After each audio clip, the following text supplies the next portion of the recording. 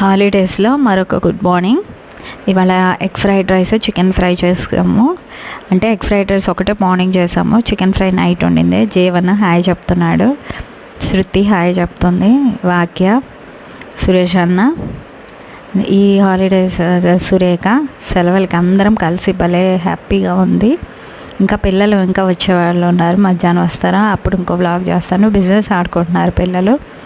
హాలిడేస్లో ఇలా time spend చేయటం పిల్లలతో చాలా హ్యాపీగా ఉంది. వాళ్ళకి ఇష్టమైన వండి పెట్టడం కంటే ఇంకేముంది. వైట్ రైస్ అంటే పిల్లలందరికీ ఇష్టమే, అందుకే అది చేసాం.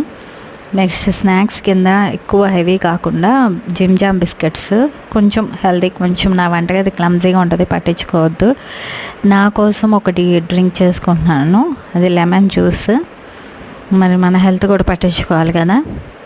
లెమన్ స్క్వీజ్ చేసుకొని వాటర్ పోసుకొని, వాళ్ళకి చేయాలంటే ముందు మనకు కొంచెం ఓపుకున్నారు కాబట్టి లెమన్ స్క్వీజ్ చేసుకుని వాటర్ పోసుకుని, ఒక చేత్తో ఫోను ఇంకో చేత్తో అవి చేసుకునేసరికి కొంచెం క్లమ్జీ అయింది. వాటర్ స్టేర్ చేసుకున్నాను.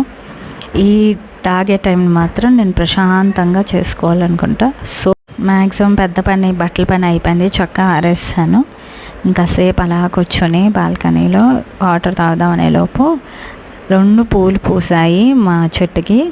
వెంటనే మనం బతకనివ్వం కదా, ఆ ఫ్లవర్ని ప్లక్ చేసేసుకొని మన హాట్ వాటర్లో కలిపేసుకొని తాగేద్దామని ఫిక్స్ అయిపోయాను. ఇంకా అందుకని అది ప్లక్ చేసుకుని మళ్ళీ లోపలికి వస్తున్నాను. దాన్ని అలా వాటర్లో వేసాను. డిఫ్యూజ్ కలర్ కాంబినేషన్ ఎంత బాగుందో, గ్రీన్ ప్లాంట్కి వైలెట్ ఫ్లవర్ చూడండి, ప్రకృతి ఎంత బాగుందో. కొంచెం వంటగది మాత్రం పట్టించుకోవచ్చు, కొంచెం క్లమ్సీ ఉంది, అయితే క్లీన్ చేసేస్తాను. హాలిడేస్ అయితే వాళ్ళకి ఇష్టమైంది, పిల్లలకి ఇష్టమైందే చేస్తున్నాను, వాళ్ళు హ్యాపీగా ఉండాలని చెప్పి.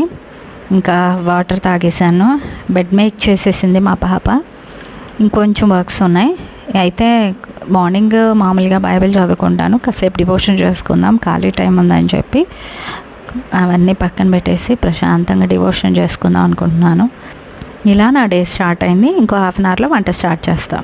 బాదం